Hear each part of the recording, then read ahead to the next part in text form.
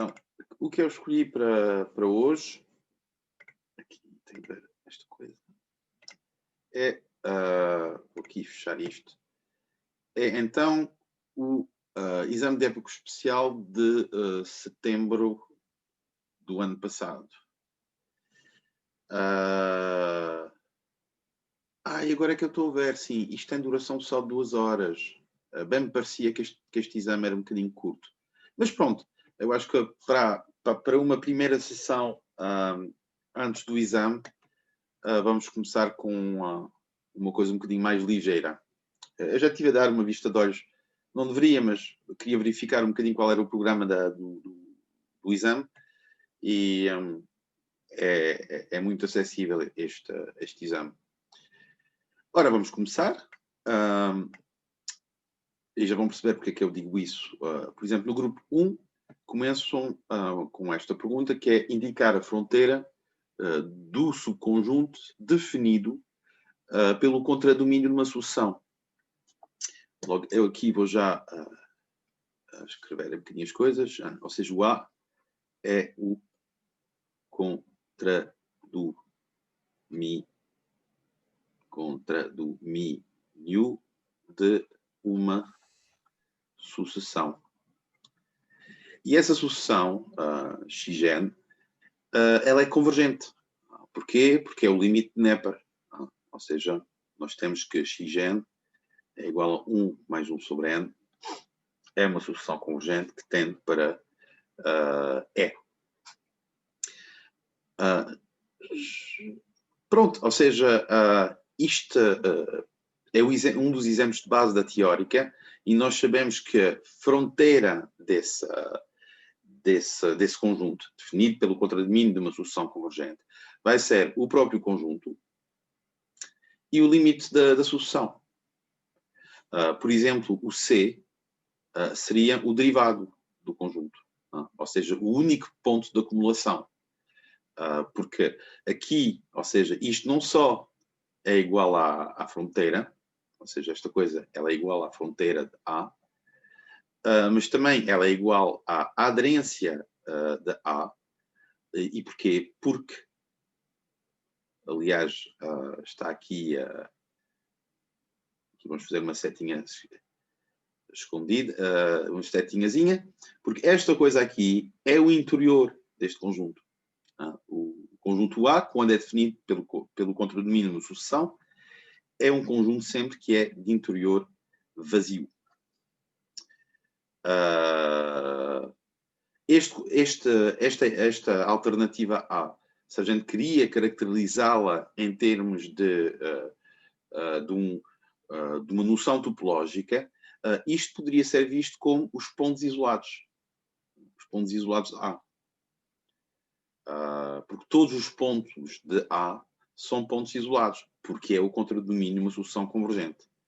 Logo, estão a ver que esta pergunta começa simples, porque, de facto, temos uma alternativa que é a única possível, que é A, e as outras alternativas são relativas a outras noções topológicas associadas a A. Ou seja, o interior, a fronteira, o derivado e os pontos isolados. Pronto, logo aqui não há muito que dizer por além disso. Podemos já passar à pergunta seguinte. Qual das seguintes sucessões possui uma subsucessão convergente? Vamos lá ver. Então, a primeira sucessão é uma sucessão que vai ter, ou seja, A é uma sucessão... Aqui vou passar ao quadro. Aliás, antes de passar ao quadro, desculpem lá, vamos olhar um bocadinho o enunciado. Então, temos aqui uma primeira sucessão que tem limite mais infinito. Nós sabemos normalmente que qualquer subsucessão vai ter o mesmo limite. Logo, qualquer subsucessão de U de N também vai ter limite mais infinito. Logo, não vai ser convergente. A mesma coisa acontece com, por exemplo, o Z de N, a hipótese C. A mesma coisa também acontece com V de N, que é a hipótese, que é a hipótese de B. Simplesmente porque V de n é também uma sucessão que vai tender para mais infinito, porque é 2n. Vamos aplicar aqui o caso notável.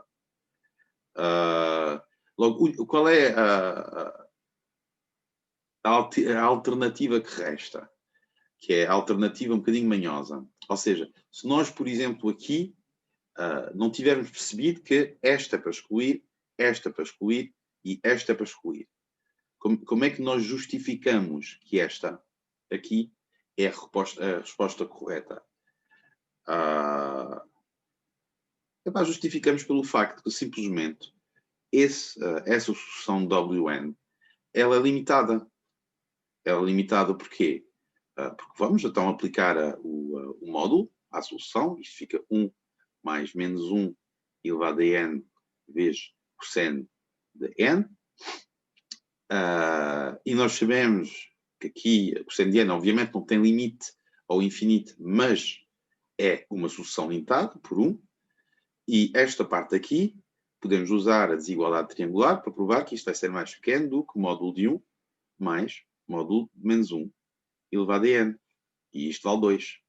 Logo, esta sucessão ela é limitada.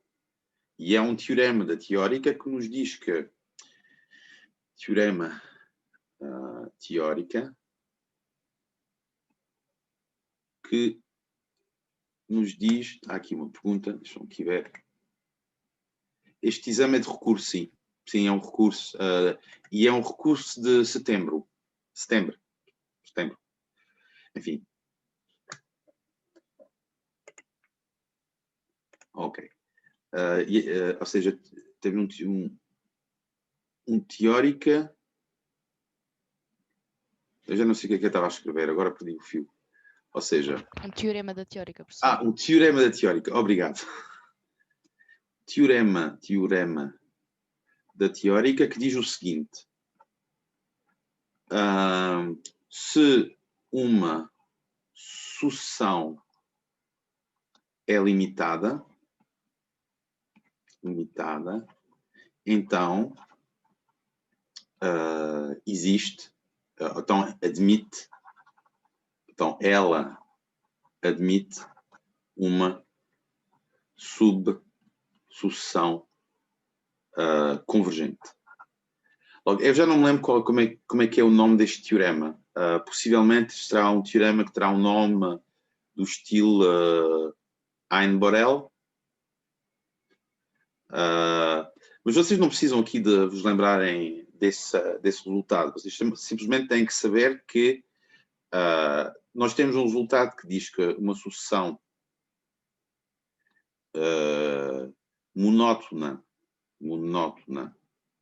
e limitada converge, né? Implica converge, e há uma versão um bocadinho mais fraca desse resultado, que só exige a função ser limitada, ou seja, não temos a monotonia, temos simplesmente o facto de ela é limitada, e não vamos obter a convergência da sucessão, mas vamos obter a convergência de uma subsucessão. Por que é que eu estou a insistir um bocadinho sobre esta pergunta? Porque aparece, já a vi aparecer acho que já apareceu pelo menos uma vez nas correções nas resoluções que eu fiz. Ou seja, isso é daquelas perguntas manhosas que eles gostam de fazer. Que eles, ou seja, nós gostamos de fazer. No entanto, também não se lembrar deste resultado um bocadinho manhoso, porque isto é mesmo, porque é que é manhoso? Porque isto é mesmo um resultado de matemática. Não é uma coisa que alguma vez na vossa vida vocês vão precisar em engenharia. Ou será mesmo, ou mesmo se fosse mesmo uma situação extraordinária, é que este tipo de resultado seria necessário.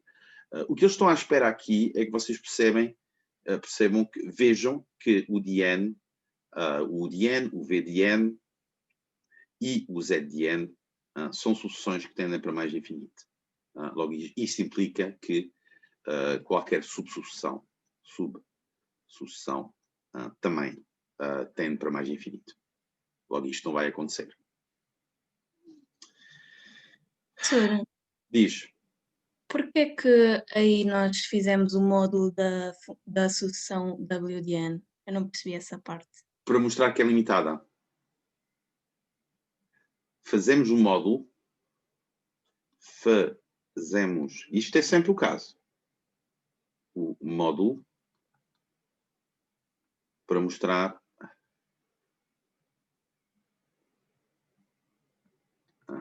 que é limitada.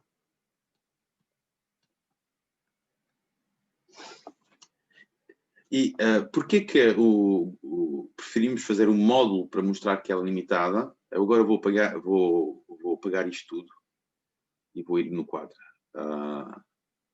Porquê que o módulo é fixe? Deixa-me aqui ver se posso aqui subir um bocadinho. Módulo.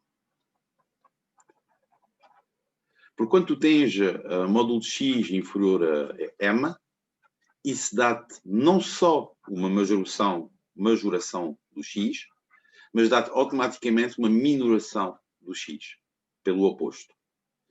E mostrar que, por exemplo, sei lá, ou seja, tu percebes que no caso geral, ou seja, mostrar que xn é limitada, é mostrar que existe um minorante e um majorante, tal que m inferior ou igual a xn inferior ou igual a grande M. Logo, provar que é limitada no caso geral envolve duas coisas, ou seja, uma minoração e uma majoração. O módulo é só uma etapa e dá-te as duas coisas, a minoração e a majoração.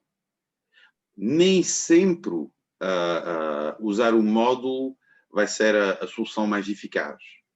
Mas no âmbito desta disciplina sempre, eu diria 99,999% dos casos, usar o módulo é suficiente para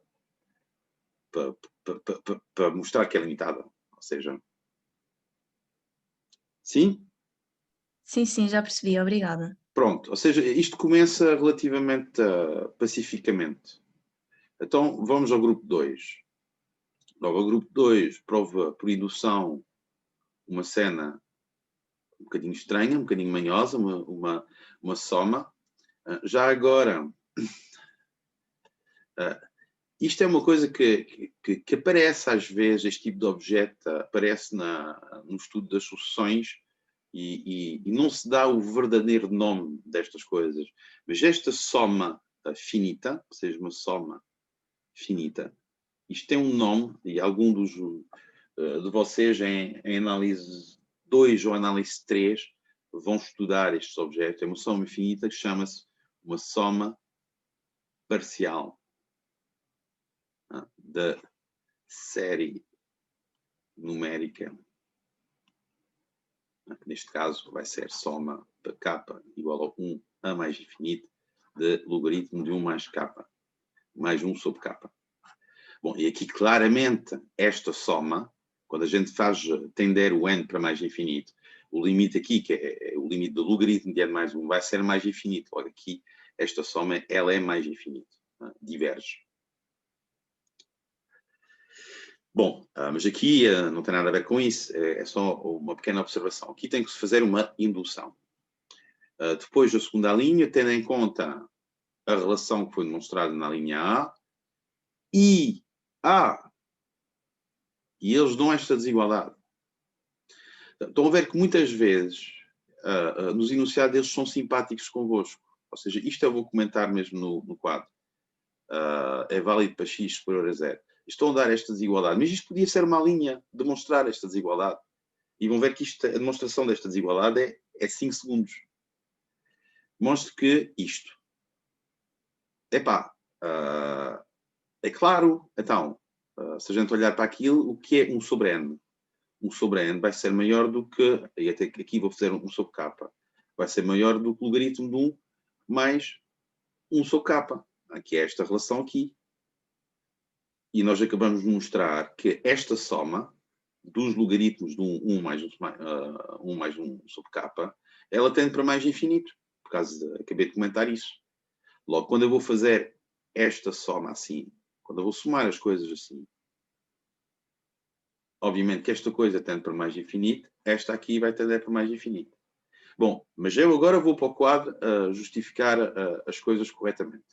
Mas aqui só estou a dizer, pronto, a gente olha para isto, e se olhar com tempo, obviamente vocês vão precisar mais tempo do que eu, mas percebem da ligação entre as duas perguntas e antes de resolver a linha B, vocês já sabem resolver a linha B. O que é bom para o moral, porque já sabem que, pronto, vou conseguir fazer a pergunta, pelo menos a linha B. A linha A é uma indução, e a gente sabe que as induções é uma coisa muito difícil.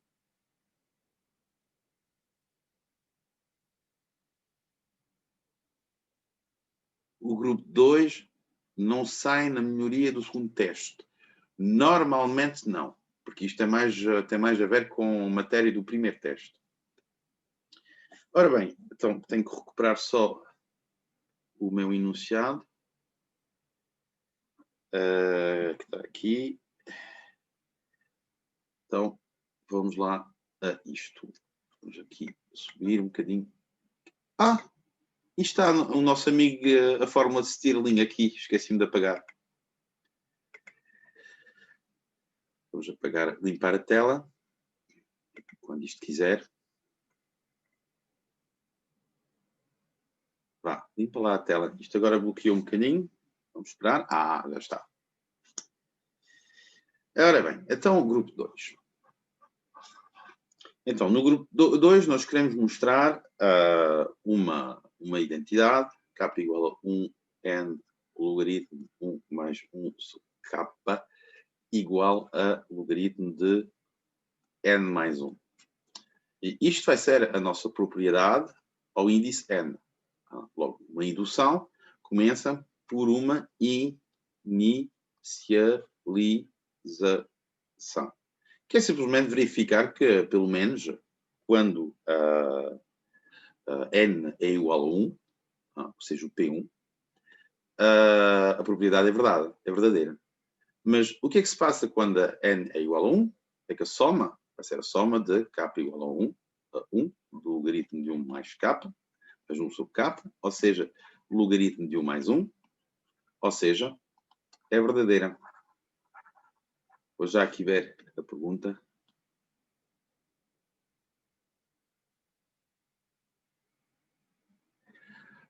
Nicolau.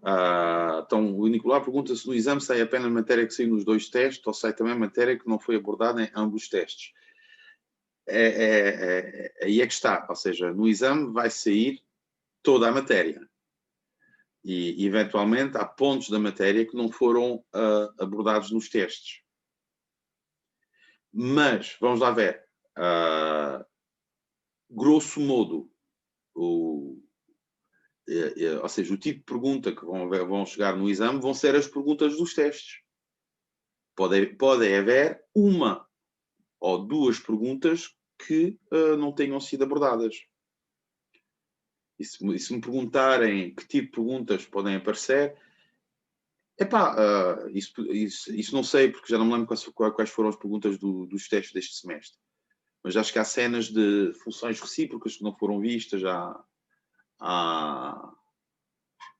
por exemplo, os estudos de extremos também, estudo a partir da fórmula de Taylor, estudar os extremos de uma função, isso também não apareceu, mas pode aparecer no exame.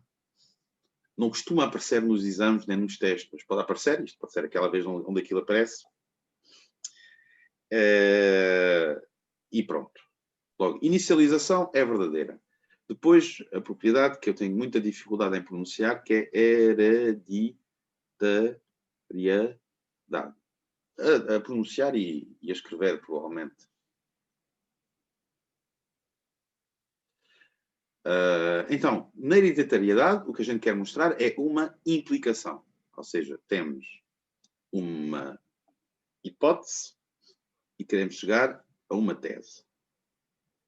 Logo, demonstrar esta implicação implica o quê? Implica que vamos assumir a hipótese como verdadeira. Verdadeira. verdadeira e queremos provar que a tese, o Pn mais 1, a propriedade da ordem n mais 1, é verdadeira. Logo, o que a gente escreve, e o método aqui é sempre igual, o método de indução matemática é uma das coisas mais simples que existe na face da Terra, é simplesmente escrevermos a forma, o início pelo menos da fórmula de Pn mais 1 e vermos se aquilo dá ou não logaritmo de n mais 2. Ou seja, aqui, logaritmo de 1 mais 1 sobre k. Hereditariedade. Pois é com um E. Hereditariedade. É com um E. Hereditariedade. Obrigado, Duarte. E como é que nós vamos... ou seja, como é que nós vamos mostrar que a P de n mais 1 é verdadeira? Utilizando o facto que P de n é verdadeira. E o que é P de n? Se nós olharmos aqui, P de n é a soma de k igual a 1 desta cena. E aqui estamos a fazer a soma até n mais 1 da mesma cena. Logo vamos decompor na soma de k igual a 1 a n, que é para utilizar a hipótese logaritmo de 1 mais 1 sobre k, mais o último termo, que corresponde a logaritmo de 1 mais 1 sobre n mais 1. E como nós temos o Pn, e sabemos que o Pn é verdadeiro, isto vai ser simplesmente logaritmo de n mais 1 mais logaritmo de 1 mais 1 sobre n mais 1. E aqui utilizamos as propriedades do logaritmo. O logaritmo de uma soma é o logaritmo... Desculpa. A soma dos logaritmos é o logaritmo do produto. Isto hoje está um bocadinho lento. N mais 1 vezes 1 mais 1 sobre n mais 1. Isto vai nos dar logaritmo de n mais 1 mais 1. Ou seja, logaritmo n mais 2. Ou seja, se a gente for aqui e voltarmos aqui à forma do P de n, e se substituirmos o n por n mais 1, vai dar a soma até n mais 1 igual ao logaritmo de n mais 1 mais 1, n mais 2. Ou seja, P de n mais 2, P de n mais 1 é verdadeira.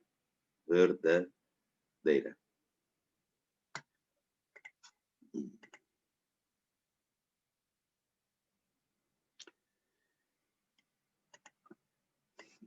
É assim, pode. A elipse pode sair. Porque não haveria de sair. A elipse é simplesmente uma circunferência chata. Pode sair. Não podem sair sobre a elipse aquilo que realmente interessa, que é os focos da elipse. Mas pronto, isto antigamente dava-se, os focos da elipse. Aliás, dava-se em geometria analítica, em álgebra. Pronto, está feito. P de n mais 1, conclusão. Nunca esqueçam quando podem concluir. Isto é uma questão de apresentação mínima dos resultados. P de n é verdadeira, qualquer seja n. Olha, eu vou-vos pedir, Bernardo, como tu és um aluno meu, eu vou responder. Se eu quiser ir fazer exame de locução, basta fazer a discussão ou preciso avisar a algum professor por mail. Mas isso, Bernardo, isso deve estar no clipe, tens que ir ver. Mas normalmente faz a pré-inscrição. Margarida, fala. Diz. Desculpe, setor, foi sem querer, desculpe. Eu cliquei, não faz mal, não faz mal. cliquei sem querer. O que eu vou-vos pedir é fazerem, se quiserem fizerem perguntas sobre a matéria. Porque se fizerem perguntas sobre, vamos dizer, a avaliação ou o exame, eu não sei essas coisas, à partida. Setor, eu tenho uma dúvida num exercício. Mas do exame? Não. Desculpe. Olha, é de uma das fichas. Pois, nós estamos a resolver o exame. Ok. Manda-me um e-mail e expõe a tua, ou usa o Moodle para expor a tua dúvida e eu respondo quase imediatamente. Ok, obrigada. Voltando aqui ao exame, que é o objetivo, temos que focar-nos nesta resolução. Então, a linha A está feita, a linha B nós já fizemos de cabeça, ou seja, tendo em conta a linha anterior e a desigualdade. E o que eu tinha dito é que, de facto, eles aqui estão-nos a dar esta desigualdade, ou seja, que é x superior a logaritmo de 1 mais x, qualquer seja x superior a 0. E porque aqui isto é evidente porque simplesmente a gente faz em menos de 5 segundos, logaritmo de 1 mais x vai ser assim, vai ter uma assíntota em menos 1, que é o ponto onde o argumento do logaritmo se anula, e isto vai ter uma coisa assim, e nós vamos desenhar aqui a tangente em 0, e a tangente em 0 é y igual a x. E o que é que a gente vê? Obviamente, a reta y igual a x está acima do gráfico de y igual a logaritmo de 1 mais x. Logo, isto é óbvio, graficamente.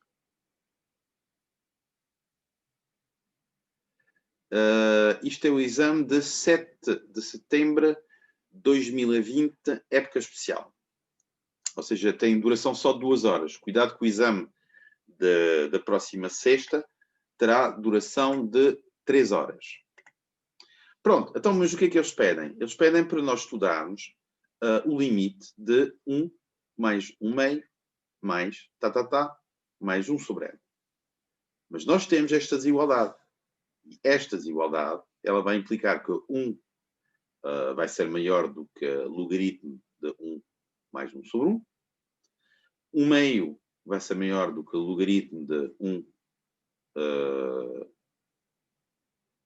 mais 1 meio. Etc, etc, até 1 sobre n, que vai ser maior do que o logaritmo de 1 mais 1 sobre n. Mas nós vimos na linha anterior que esta soma de k é a soma de k igual a 1 a n do logaritmo de 1 mais 1 sobre k. E que esta cena é o logaritmo de n mais 1. E o logaritmo de n mais 1, toda a gente sabe que é mais infinito, tende para mais infinito. Ou seja, pelo teorema dos limites enquadrados, pelo teorema dos limites enquadrados,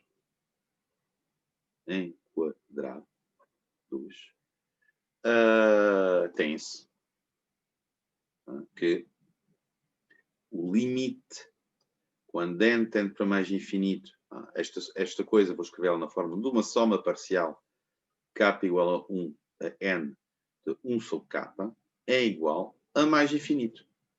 E este limite tem um nome, que escreve-se desta maneira, k igual a 1 a mais infinito. Isto chama-se 1 sobre k, chama-se análise, ou seja, na teoria das séries, chama-se a série harmónica.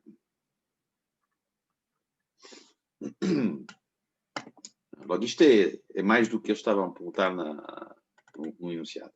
Tem que ter cuidado com as horas, meia hora. Pronto, o grupo 2 está feito. Vamos passar ao grupo 3. Logo, olhamos para o grupo 3, recorrendo à forma de Taylor, plá, plá, plá, com o resto de Lagrange, plá, plá, plá, mostrar isto, em que C, eles dão aqui tudo. Ou seja, aqui a gente percebe imediatamente que nós precisamos da fórmula de Taylor à ordem 1, com o resto de Taylor, que vai ser x².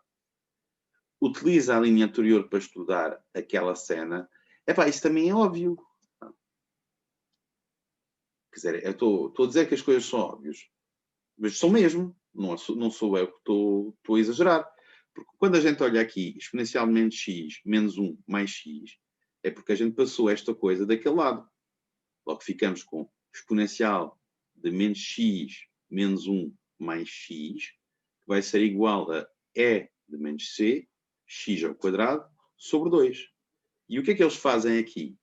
Aqui, eles dividem esta coisa por x ao quadrado. Ou seja, vou dividir aqui por x ao quadrado, vou dividir aqui por x ao quadrado, esta coisa vai cortar e vai ficar e de menos c sobre 2. E eu quero fazer o limite quando x tende para 0. E porquê que eu digo que eles dão as respostas todas? Porque eles estão a dizer que o c é um valor estritamente compreendido entre 0 e x.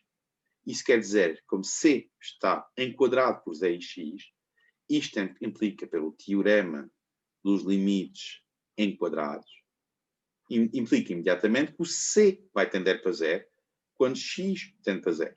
Ou seja, e de menos c vai tender para e de 0, que é 1. Isto vai tender para 1 meio. Este limite é 1 meio.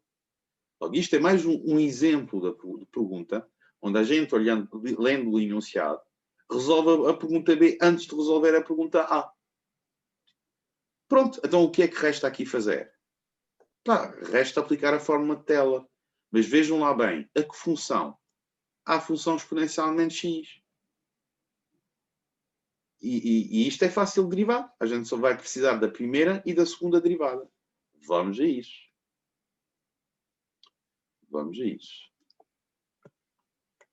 É por isso que eu disse, eu acho este teste talvez, este exame talvez não seja muito representativo da dificuldade que vocês vão ter no exame da sexta. No entanto,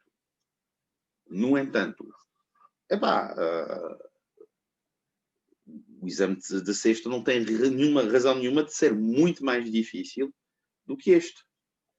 Só vai ser um bocadinho mais longo. Uma hora. Logo aqui, nós temos que fazer a fórmula de Taylor da função f de x igual a e de menos x, que é e de classe c infinita sobre f. Logo, podemos aplicar Taylor à ordem 1.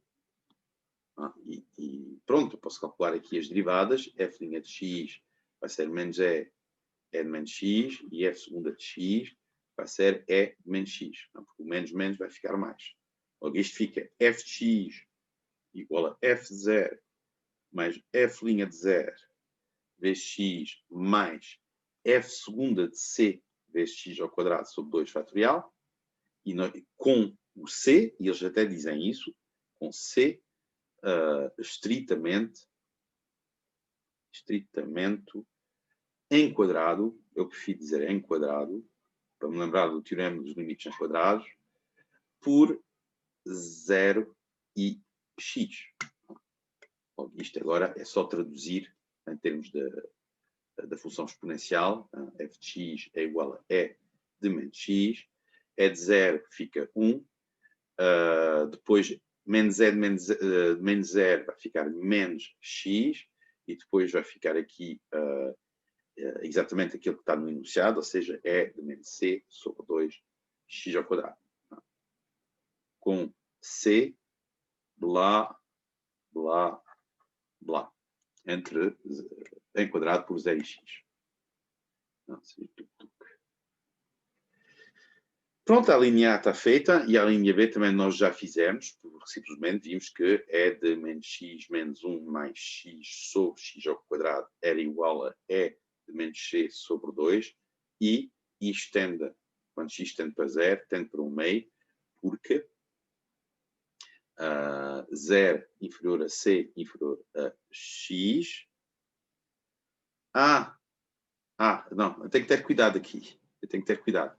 Porque se, já vão ver porquê, 0 inferior a x, como é que eu escrevi isto? Não, porque aqui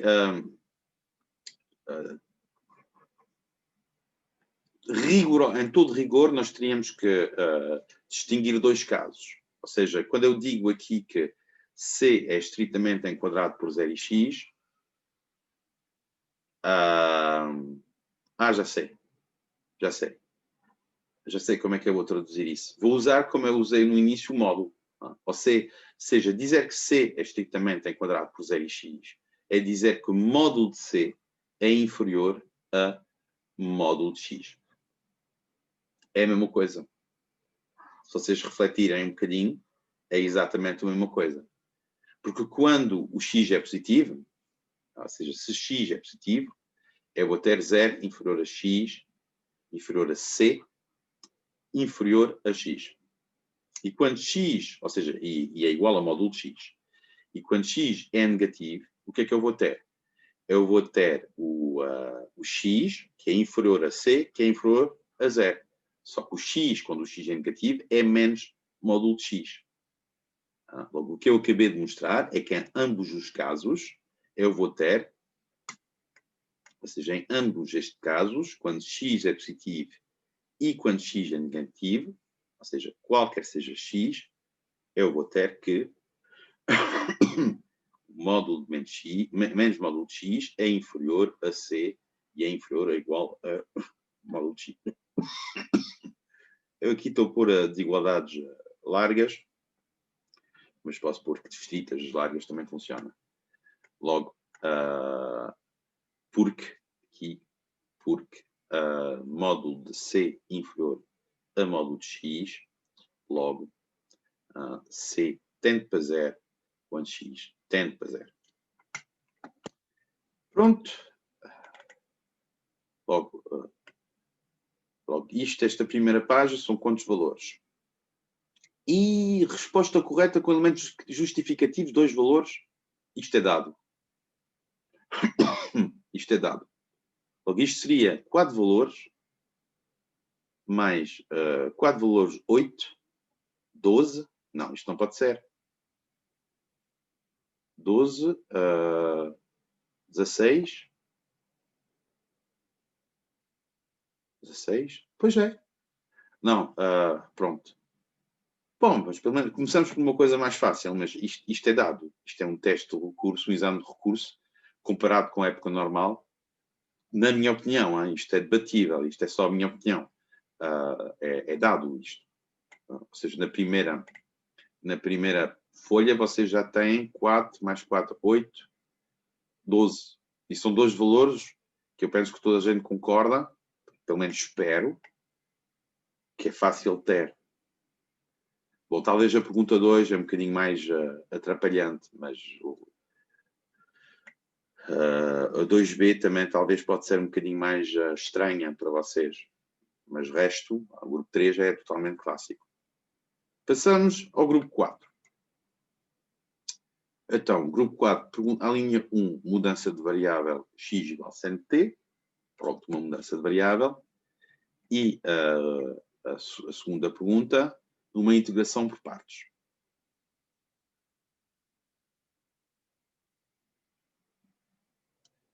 Ao nariz, ou seja, intuitivamente, o que é que vos parece que vai ser a resposta correta? Uma forma de ver qual é que vai ser a resposta correta é ver aqui os extremos de integração.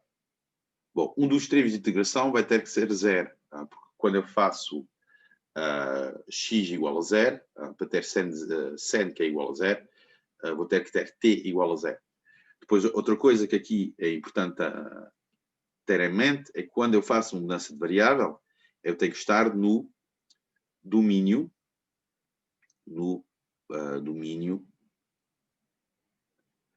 principal de seno. Porque senão, ou pelo menos eu tenho que especificar um domínio de sen onde a função sen seja invertível.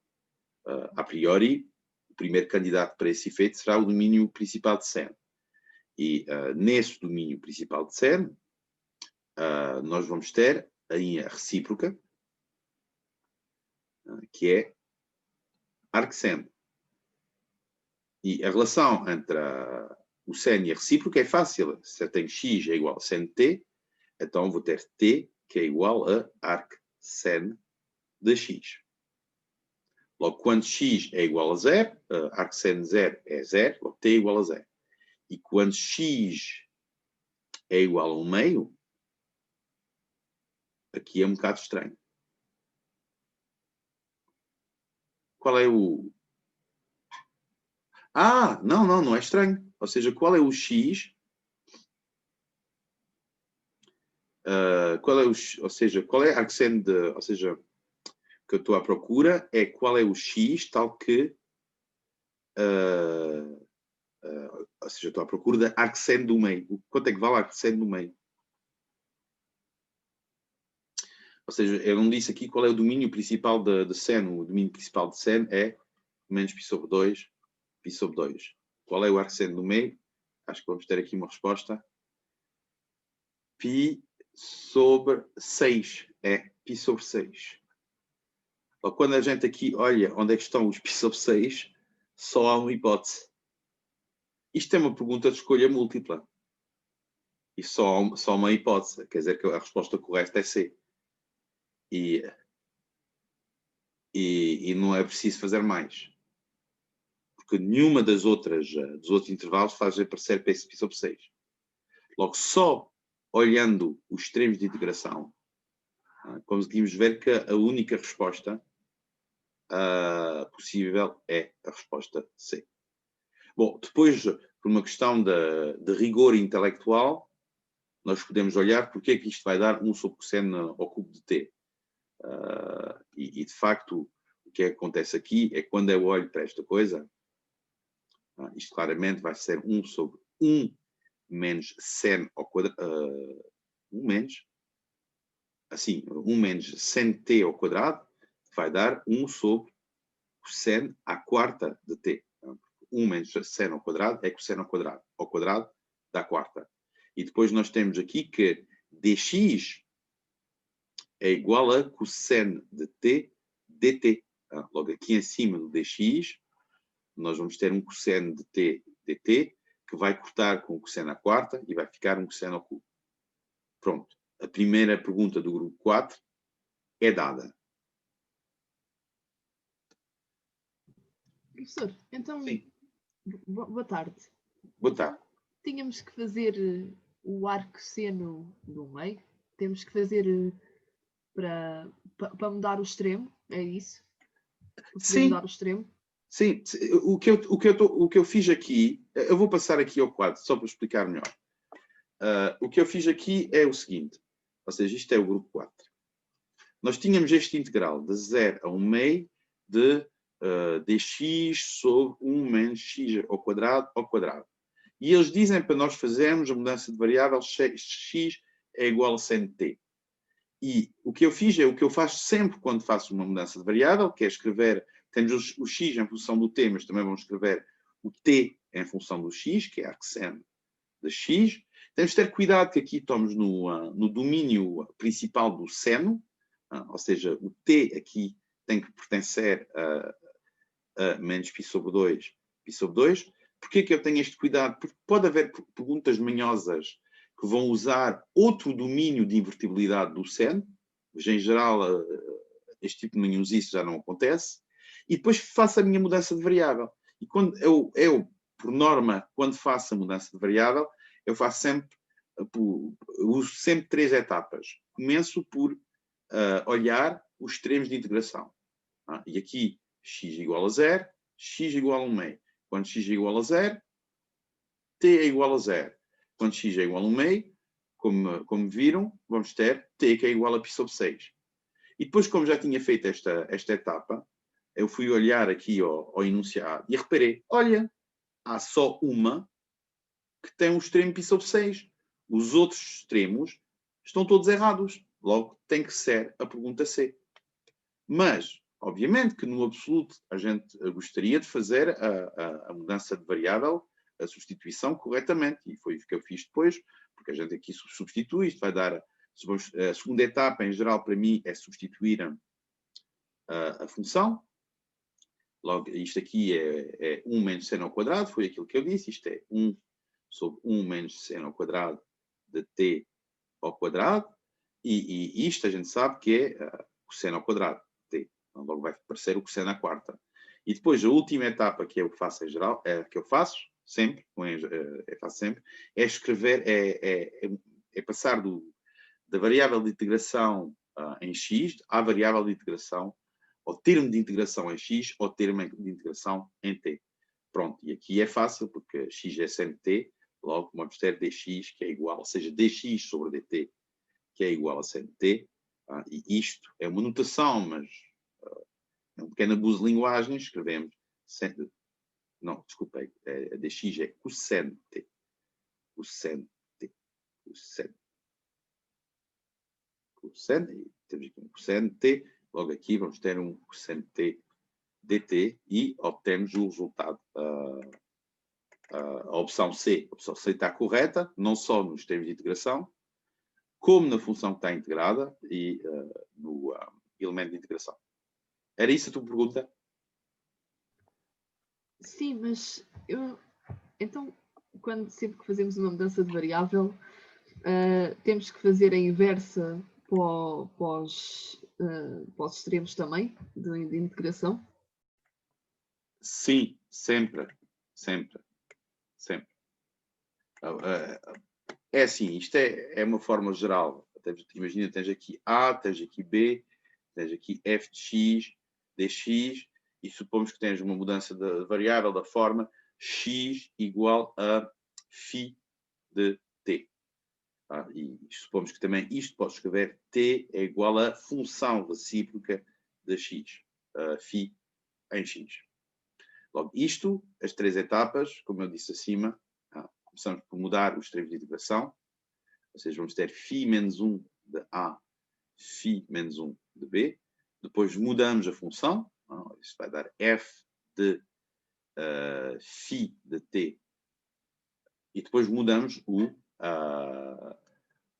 termo de integração, e aqui nós temos dx sobre dt, que é igual a φ' de t, e isso vai dar que isto é φ' de t dt. Ou seja, tens que mudar os termos de integração, tens que mudar a expressão da função integrada e pô-la na nova variável, e tens que fazer o mesmo com o elemento de integração em dt. Passar do dx ao elemento de integração em dt, e faz aparecer este termo, que é o termo da derivada de x em função de t. Esta coisa é a derivada de x em função a t. Não são coisas onde é preciso, no âmbito desta disciplina, onde é preciso pensar muito. Bom, passando à próxima pergunta, e continuando nesta linha um bocadinho de perguntas simples, eles aqui dizem para fazer uma integração por partes, e eu apetece-me dizer que não apetece fazer uma integração por partes. Porquê? Porque eu sei qual é a primitiva do logaritmo de x. Ou seja, a primitiva do logaritmo de x é x logaritmo de x menos x. Porquê que eu sei esta primitiva? Porque faz sentido. Então, eu sei as primitivas de exponencial, sei as primitivas das funções trigonométricas, sei as primitivas das potências, raízes, polinomiais, assim por diante, sei as primitivas de inversas e de recíprocas. Porquê é que eu não haveria de saber a primitiva do logaritmo de x? Pronto, logo eu sei a primitiva do logaritmo de x, logo eu sei que este integral vai ser, pela regra de Barrow, x logaritmo de x menos x de 1 a e. E isto em e vai dar 0, porque é e menos e, isto vai dar 0, e em 1 vai dar logaritmo de 1 que é 0, ou seja, menos 1. Isto fica menos 1. Ou qual é as opções que eles têm aqui? Esta está errada, dá i igual a 1. Esta está certa, esta também está errada. Esta obviamente está errada. Pronto, esta é a única que está certa. Bom, mas a título, para sermos um bocadinho rigorosos, e já agora que falamos aqui da integração por substituição, voltamos a falar da integração por partes. Integração por partes. Por partes. Não esqueçam que não há qualquer desculpa até para não se lembrar da fórmula de integração por partes, já agora, porque a fórmula de integração por partes é simplesmente a fórmula da derivada de um produto, U'(V) mais U'(V'), à qual nós acrescentamos integrais de uma soma é a soma dos integrais, e para a qual passamos, por exemplo, este aqui do outro lado. E isto vai dar, ou seja, vai dar este aqui, integral de U'(V'), que é igual ao integral de U'(V'), menos o integral de U'(V). E o que é que acontece? Acontece que aqui nós temos o integral de uma derivada, ou se quiserem, uma primitiva de uma derivada, e nós sabemos que esta primitiva de uma função que é derivada vai ser simplesmente o v. Porquê que é o v? Porque simplesmente, quando eu derivo esta função, tenho que obter aquela que está a ser integrada. Ou seja, quando eu derivo o v, vou ter a derivada do uv, que é o que está aqui. E aqui ponho um pequeno... ponho chavetas para lembrar que isto, bom, é a integração por partes. U'(V') igual a UV menos U'(V). Posso acrescentar aqui, se quiserem, extremos de integração. E já está. Bom, no caso do exercício que estamos a fazer aqui, já me esqueci dos extremos, era do 1 a e. Ou seja, a integral de 1 a e do logaritmo de x dx. Isso é daquela família de integrais onde, para fazer uma integração por partes, temos que introduzir artificialmente, quer dizer, artificialmente, não é artificialmente, um 1, e esse 1 é aquele que nós vamos primitivar. Então, o que eu estou a dizer é que na fórmula que está em cima, o 1 vai corresponder ao nosso V', o logaritmo de x vai corresponder ao nosso u, ou seja, é o logaritmo de x que vamos derivar.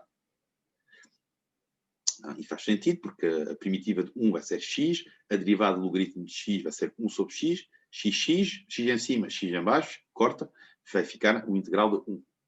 Logo, isto vai ficar, então, a fórmula que está aqui, ou seja, x, o logaritmo de x de 1 a e, menos o integral de 1 a e de x, vezes a derivada do logaritmo, como eu disse, é 1 sobre x dx. Corta.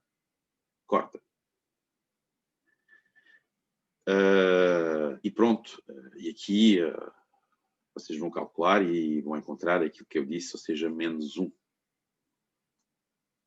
Já agora temos uma equação de verificar. Isto vai dar logaritmo de e, menos 1 logaritmo de 1, menos, ou seja, é menos 1. Porque a primitiva de 1 é x. Logo vai dar x igual a e, menos x igual a 1. Isto dá 0. Isto dá 1. Isto corta.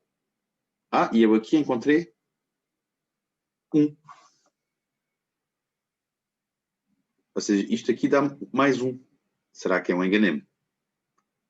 Pastor, eu também fiz assim e também me deu mais 1. Então, eu no quadro deve me ter enganado. Porque o que eu fiz no quadro, só para ver onde é que eu me enganei, porque o que eu fiz no quadro é simplesmente dizer 1 é logaritmo de x dx é igual a x logaritmo de x. Já sei. Sim. Então enganei-me. Enganei-me mesmo da resposta.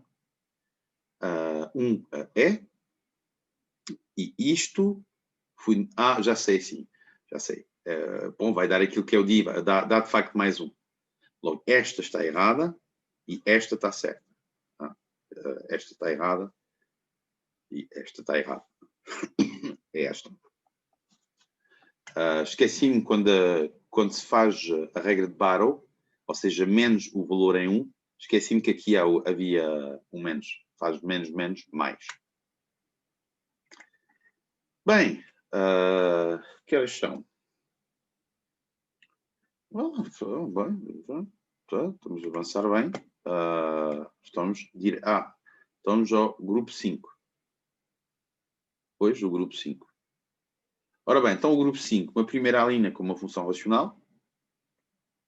E mais uma vez, por isso que eu digo, este teste não é nada difícil, porque eles aqui, eles dão isto. Eles não precisavam de ser tão simpáticos. Verificar isto. Bom. Bom porquê? Porque 1 sobre x menos 1 sobre x mais 1 calcula-se, obviamente, pondo as coisas ao mesmo dominador, que é o método dos coeficientes indeterminados que nós usamos. Isto vai fazer a x mais 1 menos x. Vai dar aquilo que está aqui. Ou seja, é imediato. E depois, uma vez que a gente tem a coisa desta forma, o cálculo que eu não vou fazê-lo no quadro, mas se quiser, isto vai ser o quê? Vai ser a primitiva de 1 sobre x, que é logaritmo. Não, cuidado. É aqui. Ok, é o integral impróprio, não tinha visto. Ou seja, mas a primitiva desta função vai ser logaritmo de x, sem módulo, porque o intervalo envolve números positivos, menos logaritmo de x mais 1. Pronto. Depois aqui vamos ter que fazer o limite, porque estamos no integral impróprio. Depois podemos olhar a pergunta seguinte e pretende-se demonstrar que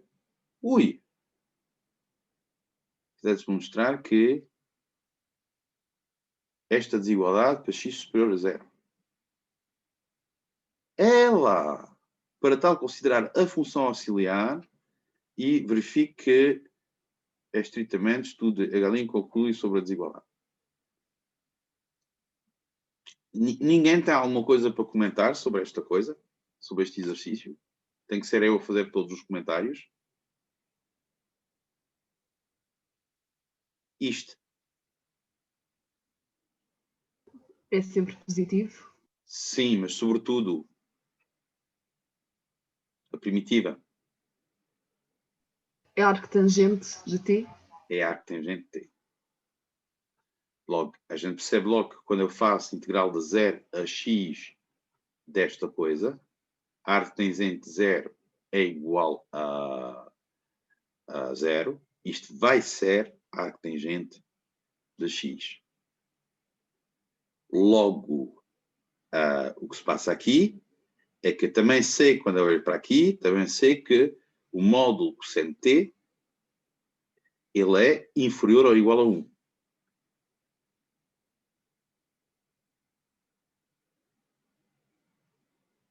Sim. Aqui, quando passam um limite, podem escolher qualquer letra que mais vos agrada. Ou qualquer símbolo que mais vos agrada.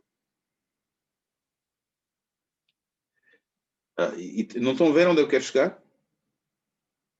Sim, eu acho que é vendo a relação entre o numerador e o denominador. Portanto, como o denominador é igual ao arctangente, temos que ir ver como é que fica o numerador. Que assim é sempre menor ou igual que 1, porque é um módulo de um cosseno, sim. Exatamente. Logo, esta cena é trivial. E a gente olha para isto e diz o quê? Bom, obviamente que eu sendo professor, eu posso me permitir fazer estas observações um bocadinho ácidas. Mas ninguém proíbe vocês de serem espertos e de dizer, mas olha lá, mas esta cena, o cosseno é menor do que 1. E depois eles gostam sempre de usar a fórmula de... Vocês sabem, eles gostam sempre daquelas fórmulas do tipo integral de 0 a x de f vai ser mais pequeno do que o integral de 0 a x de g se o f é menor do que g. Isto é uma fórmula que vocês conhecem. Chama-se a positividade do integral. Se uma função é mais pequena do que a outra, os integrais vão ser também enquadrados da mesma maneira. Vamos lá ver o que está escrito aqui. Imaginamos que eu tenho aqui o gráfico da função f. Imaginamos que eu aqui tenho o gráfico da função g.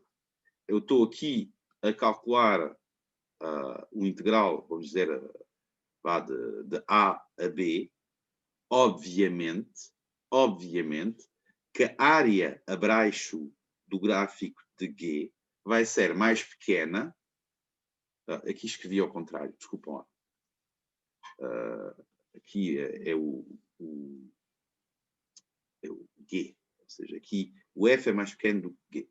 Logo, a área abaixo do gráfico de F, visto o gráfico de G é maior do que F, a área abaixo do gráfico de F vai ser mais pequeno do que a área abaixo do gráfico de G. Logo, o que eu estou a dizer aqui com esta observação, eu estou a dizer muito obrigado, mas esta função, ela é mais pequena do que 1 sobre 1 mais t ao quadrado. Esperam, não é só isso. Não é só isso. É que, na verdade, quando t como é que é? Quando t é superior ou igual a 0, não dá para t igual a 0. Logo, quando t é estritamente superior a 0, e inferior, por exemplo,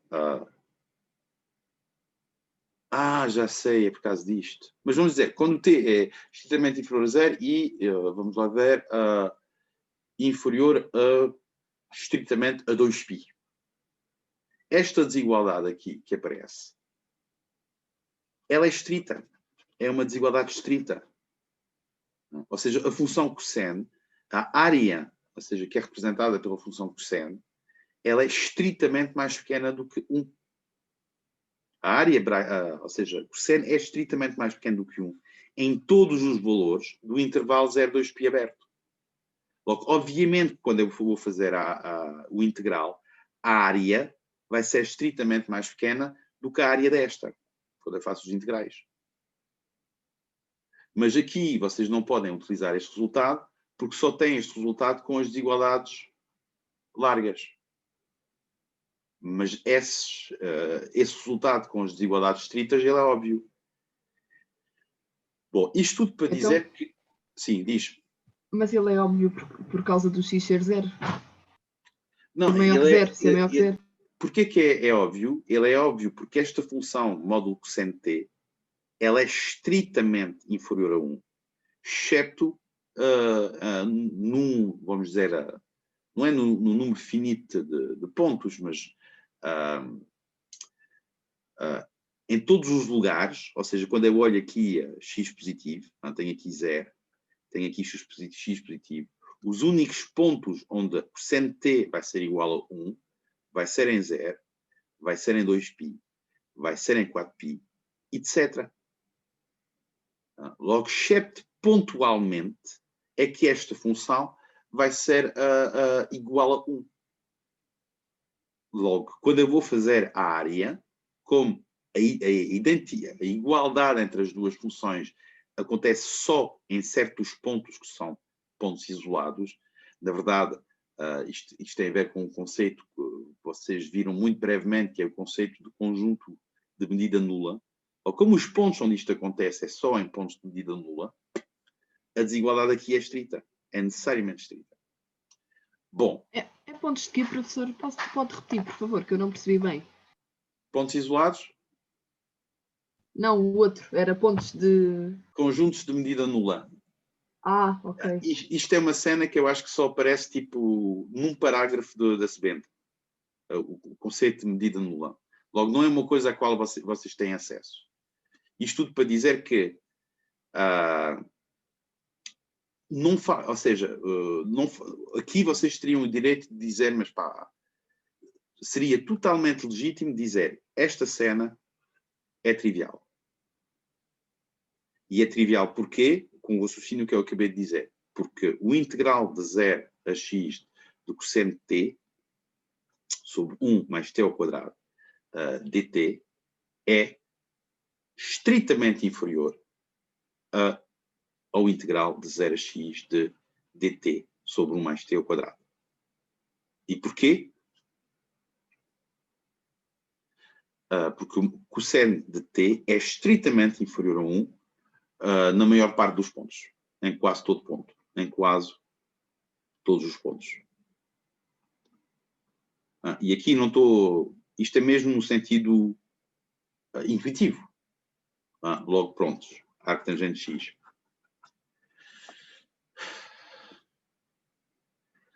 Mas pronto, ok. Logo aqui nós temos nós teríamos que desenvolver... Não é muito difícil, mas teríamos que desenvolver um pequeno raciocínio geométrico para demonstrar isto. Inclusivamente, a fazer o gráfico desta função. Reparem que o gráfico desta função não é muito complicado. O gráfico desta função é simples. Ou seja, esta coisa... quando vou voltar ao quadro, eu vou fazer a resolução geométrica, para vocês verem o que é que eu estou a dizer. Porque é que isto é simples, e de facto é simples. É simples, mas, mais uma vez, é necessário saber fazer os gráficos, saber fazer um esboço. Bom, voltando aqui aos exercícios, vão ver que estas coisas são todas muito pacíficas. Então, vamos começar pela linha A. E, eventualmente,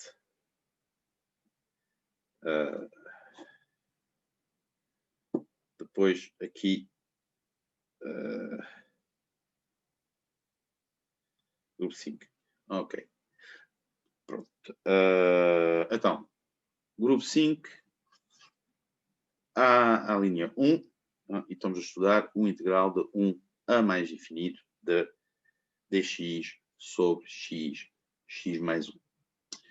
Isto, por definição, é o limite quando estão aqui, podemos usar o L, tanto mais infinito, ou né, por aquilo que vocês quiserem, de dx sobre x mais 1.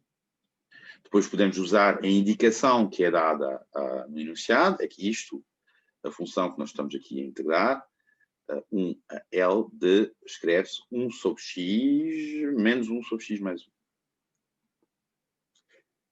Dx. E pronto, a partir daí, usando a regra de Barrow, isto é simplesmente logaritmo de x menos logaritmo de x mais 1, entre 1 e L. Notando que aqui eu tiro o módulo, porque uma primitiva de 1 sobre x é logaritmo de módulo de x, ou seja, porque aqui eu estou a fazer um limite é mais infinito, e porque aqui o L, a priori, como está a tender para mais infinito, ele vai ser muito maior do que 1. Logo aqui, logaritmo de módulo de x é igual a logaritmo de x. Logaritmo de x mais 1, evidentemente, vai ser igual a logaritmo de módulo de x mais 1 é igual a x mais 1. Bem, então, vamos desenvolver a forma de Barrow, a regra de Barrow. Isto vai dar logaritmo de L sobre logaritmo de L mais 1, menos logaritmo de 1, que é 0, menos logaritmo de 2. Bom, e aqui, claramente, esta coisa ela tende para 1 é mais infinito. L sobre L mais 1, sobre L mais 1, é 1 sobre 1 mais 1 sobre L. Tende para 1 é mais infinito. Logo, o logaritmo de 1 vai ser, o logaritmo daquilo é mais infinito, vai tender para 0. Logo, o limite vai ser, como eles diziam, enganei-me outra vez. É ali no menos, não é? Enganei-me outra vez, porque e fiz o mesmo erro que fiz ainda agora, que é como está aqui no 1, vai ser uma diferença, vai ser o valor em L menos o valor em 1, e como há aqui um menos, fica mais. Fiz exatamente o mesmo erro que tinha feito com a integração por partes do logaritmo de x. Bom, mas vi rapidamente. Logo, isto é para a pergunta, para a pergunta 1. Então, vamos para a pergunta 2, para a pergunta B, acho que não era 2, é B, e vamos fazer o que eles dizem. Tá? Não vamos entrar com invenções nestas situações, a não ser que estejam muito seguros daquilo que estão a fazer, convém seguir as sugestões. Logo, consideramos uma função auxiliar que é dada por aquela expressão arc tangente x menos o integral de 0 a x e módulo cosseno t sobre 1 mais t ao quadrado dt. E eles querem que a gente verifique, a primeira coisa era verificar o valor de h de 0. Pronto, h de 0 vai ser arc tangente de 0 que vale 0 e vai ser depois o integral de 0 a x, ou seja, de 0 a 0, de uma função que é contínua, a cosseno é contínua, 1 sobre 1 mais t ao quadrado é contínua também, logo vai ser uma função, o integral de 0 a 0 uma função contínua vai dar 0. Isto vale 0. Depois eles querem que a gente mostre que h é estritamente crescente. E eles dizem para estudar a galinha. Mas, bom, estudar a galinha, aqui, esta função que aparece aqui em cima, é aliás, até posso dizer mais do que isso, não é uma, é a primitiva de módulo cosseno t sobre 1 mais t ao quadrado, que se anula em x igual a 0. Logo, como esta função é a primitiva da função que está a ser integrada, a sua derivada é evidente. A derivada desta função enquadrada em laranja vai ser a função que está a ser integrada. Logo aqui, o cálculo da derivada, ele é imediato. A derivada da arctangente é 1 sobre 1 mais x ao quadrado, menos a derivada do integral, que é a primitiva que está a ser integrado, que é módulo cosseno t sobre 1 mais... e eu agora que estou com t's, não, isto agora que estou a fazer a derivada, tenho que voltar à variável x, mais 1 x ao quadrado. E isto dá 1 menos módulo de cosseno x sobre 1 mais x ao quadrado. E basicamente aqui eles estão a traduzir aquele raciocínio que eu fiz para o integral a nível da derivada. Porque o que é que acontece aqui? Acontece que h' de x é estritamente superior a 0, qualquer seja x, diferente de 2kπ. Π com k pertencendo a z. E vocês sabem que se a função vamos lá ver, valores onde a derivada é positiva, estritamente positiva, podemos deduzir que a função é estritamente crescente. Logo aqui, isto implica que h é estritamente crescente. Nesse domínio, não é, professor? Em x não, diferente de... Sim, não é nesse domínio. Em 0. Sim, eu aqui também. Sim, posso incluir em 0. Eles querem para 0 x estritamente positivo, mas posso incluir 0. Ela é estritamente crescente nesse domínio. Vamos lá ver o que é que está aqui por detrás. O que está aqui por detrás é a relação da monotonia com o sinal da derivada. Ou seja, é o teorema de Lagrange. Vocês vão ver que se a derivada nunca se anula, obviamente que a função vai ser estritamente crescente. Isto é uma pequena nota Lagrange. o que é que o teorema de Lagrange ele diz? Ele diz que f de B menos f de A é igual a um f' de C, B menos A. Logo, f de B, logo se f' de C é, imaginamos, estritamente positivo, obviamente que f de B, e o B é superior a A, obviamente que f de B vai ser superior a f de A. Quando nós estamos com uma função que só se anula, não é num número finito de pontos, mas que não se anula num contínuo de pontos, quando nós aplicamos o teorema de Lagrange, eu não sei fazer aqui há um raciocínio um bocadinho mais simples do que isso. Mas a hipótese de nós chegarmos aqui num C, onde a derivada se anula, é fraca. Porque são pontos isolados, se quiserem, do domínio da função. A derivada só se anula em pontos isolados do domínio da função. Há um raciocínio mais simples do que isto, daquele que eu estou a fazer.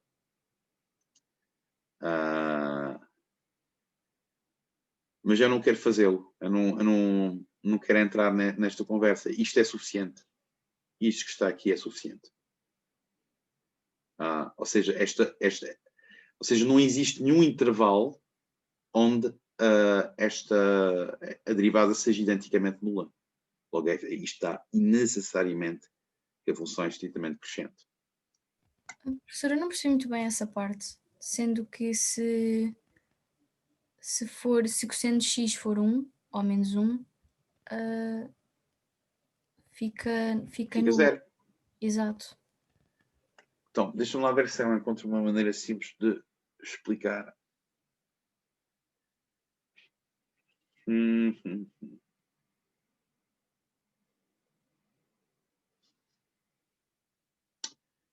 Então, vamos lá ver. Vamos olhar a galinha de x para x estritamente positivo. Ou não. Ou não. Ou não. Vamos olhar assim. Eu quero isto.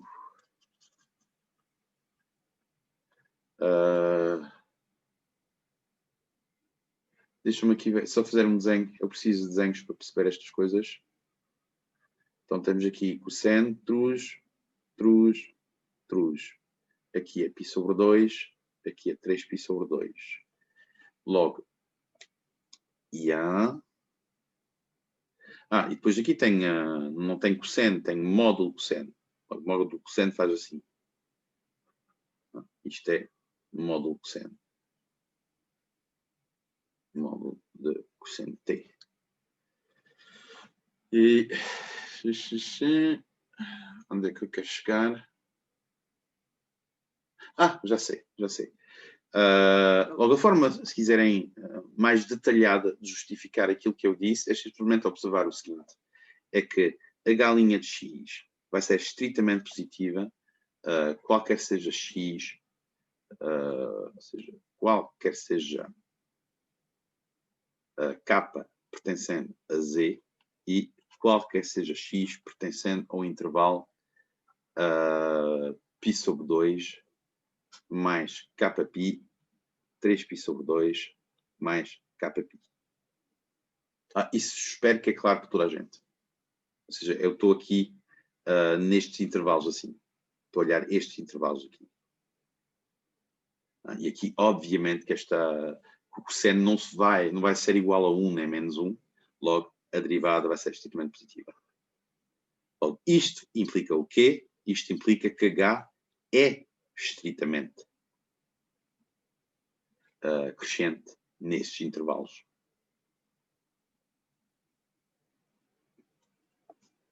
E porquê que ela vai ser estritamente crescente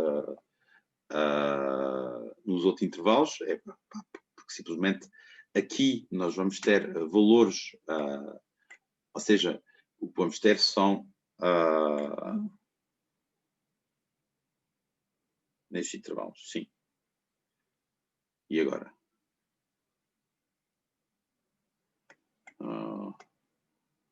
Sim, mas eu sei que ela é estritamente crescente.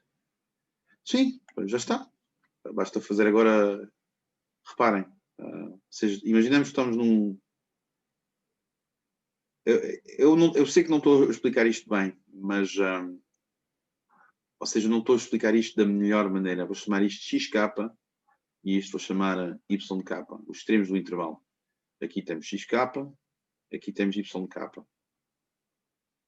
E não, vou chamar isto xk mais 1. Xk mais 1. Logo, a função vai ser estritamente crescente neste intervalo. Mas no intervalo seguinte, ela também vai ser estritamente crescente. Percebem o que eu quero dizer? Em todos os intervalos, ela vai ser estritamente crescente. Conclusão. É estritamente crescente. Já percebi. Por causa dos pontos, porque são só pontos em que está a zero. Exatamente. Logo, é como se fosse uma continuação, já compreendi. Sim, mas eu estou a explicar isso mal.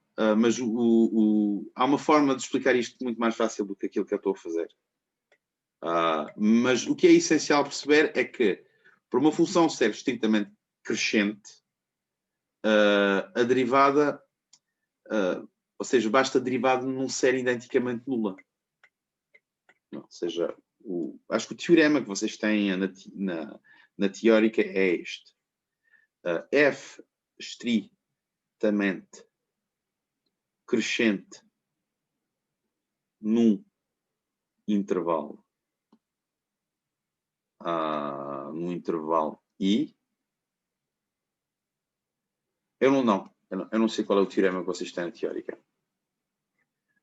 Mas pronto, concluindo só agora, porque isto está quase a acabar, eu vou ser salvo pelo gong. Conclusão. Qual é a conclusão? A conclusão é óbvio, é que nós temos esta função h, tal que h de 0 é igual a 0 e h é estritamente crescente. Isso quer dizer que qualquer seja x superior a 0, nós vamos ter h de x, que é estritamente superior a h de 0, que é 0. E se nós formos agora olhar, isto está a bloquear, se nós formos agora olhar o que é h de x é aquela função arctangente x menos o integral de 0 a x módulo cosseno t sobre 1 mais t ao quadrado dt, estritamente superior a 0. Pronto, logo. Isto implica a desigualdade do início, arctangente x superior ao integral de 0 a x cosseno t sobre 1 mais t ao quadrado dt. Seguindo o método do enunciado. Agora, eu tinha-vos prometido, tem quantos minutos? 7 minutos. Tinha-vos prometido uma demonstração alternativa.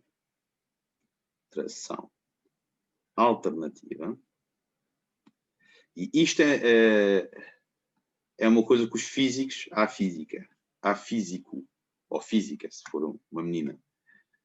E vamos lá ver. Então, nós temos que mostrar, essencialmente o que eu quero mostrar é que o integral de 0 a x desta função, módulo cosseno t 1 mais t ao quadrado dt, é estritamente inferior ao integral de 0 a x de dt sobre 1 mais t ao quadrado, que vai dar depois o tal arctangente x. E isso é possível fazer com um gráfico. E vocês vão me dizer, mas esse professor é maluco? Como é que eu faço o gráfico desta coisa? Epá, tu fazes o gráfico dessa coisa percebendo o seguinte, é que 1 sobre 1 mais t ao quadrado, ou seja, vamos chamar esta função ft, é 1 sobre 1 mais t ao quadrado. É uma função simples de fazer o gráfico. Enquanto t é igual a 0, ela dá 1. E depois é estritamente decrescente e tem limite 0 em mais infinito. Então, aqui estou a tentar fazer uma coisa mais ou menos regular, mas pronto, está feio. Logo, isto é y igual a f de x. Pondo aqui o x. Stop. Isto agora vai tocar outra vez, mas porque eu tenho uma reunião logo a seguir, é por isso que este horário é um bocadinho mais cedo. Logo, tenho aqui y igual a x, tenho aqui o meu y. E depois vou olhar esta função, g de t, que é o tal módulo cosseno t sobre 1 mais t ao quadrado. E eu já fiz o gráfico de módulo cosseno t. Vou fazê-lo aqui novamente, aqui ao lado. Ou seja, módulo cosseno t. É uma coisa que é assim de trás. traz, truz, truz, truz. Isto é módulo cosseno t. E o que é que se passa com esta função módulo cosseno t? Ou seja, em certos valores, por exemplo em 0, ela vale 1. E nos valores π sub 2, 3π sub 2, ou seja, π sub 2 mais kπ, ela vale 0. Ok? Logo, eu vou ter aqui valores que são os tais π sobre 2, 3π sobre 2, etc. Onde cosseno t é igual a 0. E depois vou ter uns valores que eu vou escrever em verde, a cor da esperança, onde ela vale 1. Certo? Ou seja, que são estes valores aqui no meio. Basicamente, isto está mal desenhado, mas eles estão aqui no meio. Vale 1? Sim, porque é o módulo. Logo, como é que vai ser o gráfico de G? Como é que vai ser o gráfico de G? Epá, em x igual a 0, G de 0 é igual a f de 0. Depois, esta cena vai baixar até tocar 0 outra vez, porque em G de π sobre 2, por causa do cosseno, vai dar 0. E depois eu sei que aqui em π, G de π vai ser igual a f de π. Truz. Vai tocar aqui. Mas depois em 3π sobre 2 vai ser igual a 0. E depois em 2π, truz. Vai tocar novamente o gráfico. Etc. E vocês aqui percebem que esta cena faz assim. Este integral, esta área que aparece aqui, é a área deste integral. A curva que está por cima, vai ser a área do outro integral. Ou seja, vai ser este valor. Claramente, a área do integral em verde é mais pequena do que a área do integral delimitada pela curva laranja. Sim? Professor, Não gostaram? eu gostei do método, mas não percebi porque é que. Não percebi como é que há zonas em que ele é igual ao. O gráfico de G é igual ao gráfico de F. Porque o cosseno t em 0 vale 1, em π vale menos 1, mas como é um módulo vale 1, em 2π vale 1. Logo, quando eu faço G de π, ou seja, se quiseres aqui, tens uma fórmula, que eu não escrevi, que eu podia ter escrito, que é G de kπ é igual a f de kπ. Porquê? Porque o cosseno de kπ em módulo vale 1. Logo, elas tocam-se nos pontos, nos múltiplos de kπ. E nos múltiplos de, ou seja, nos π sobre 2 mais kπ, a função G, ela vale 0. Então, mas isso. Mas o 1, portanto, ele vai estar sempre a tocar no 1. Mas.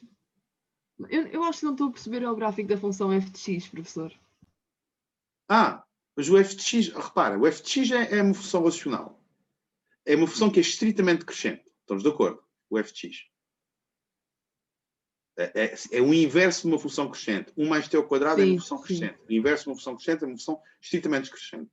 Tu não precisas muito mais do que isso para fazer o gráfico do f. Ela começa aqui em 0, vale 1. Em infinito, vale 0. É decrescente. Já está. E depois do que está a acontecer aqui, porque é que eu estou a falar de física aqui? Porque aqui tu tens, basicamente, a função g de t, ela é uma modulação da função ft. É módulo cosseno t vezes ft. Logo, tu tens esta função normal, ft, a qual tu vais multiplicar uma função trigonométrica. E como essa função trigonométrica ela é majorada por 1, ou seja, vais ter uma modulação da função ft. Isto é uma coisa que, se tu fizeres um bocadinho de eletrotécnica ou de teoria do sinal, vais ver aparecer bilhões de vezes. Isto é uma representação, no mais geral, é uma representação do que é uma corrente alternada. Ou seja, em vez de teres uma tensão que é constante, ou seja, que é uma curva, tu vais ter uma modulação da corrente. Ou seja, uma cena desta forma que vai aparecer. Mas pronto, eu confesso, tudo bem, isto é um raciocínio um bocadinho avançado. Mas isto é um raciocínio de física e isto que está aqui é uma demonstração rigorosa do exercício, sem usar qualquer argumento de derivabilidade. Então, mas se isso é. Oi, desculpa, vai tu, vai tu. Obrigada. Vou tirar Se aqui. isso vai para 1, e se vai periodicamente indo para 1, então, mas ali, como ele vai decrescendo, não estão todos no 1, porque a função é decrescente, a f. Exatamente. Ou seja, em vez de estarem a bater no 1, como o módulo de cosseno faz, está a bater na curva do f. Ou seja, quando o módulo de cosseno vale 1, a função g vale f. Que é 1 sobre t ao quadrado. Exatamente. Que é esta. Ok. Ou seja, o que está a acontecer é uma situação desta forma, no caso geral. Imagina, tens uma função f. Isto é f. E depois tens a função, olha, vamos usar a mesma. Vamos usar ou seja, vamos olhar g de t, que é igual a módulo cosseno t de f de t. Como é que eu faço o gráfico desta função? Qual vai ser o gráfico do g? Então, vou pegar nos pontos onde o g se anula. Ou seja, vai ser uma cena assim, trus, e aqui trus, aqui trus, tais. E estes pontos onde ela toca aqui, estes pontos aqui, são os KPIs. Ou seja, são os pontos onde o cosseno em módulo vale 1. E estes pontos aqui, onde ela vale 0, o G, são os π sobre 2 mais kπ, que são os pontos onde o cosseno se anula. Ou seja, é muito fácil fazer o gráfico da função G. Quer dizer, o gráfico da função G. É fazer um esboço do gráfico da função G. Isto chama-se uma modulação em física. Ou seja, modulação.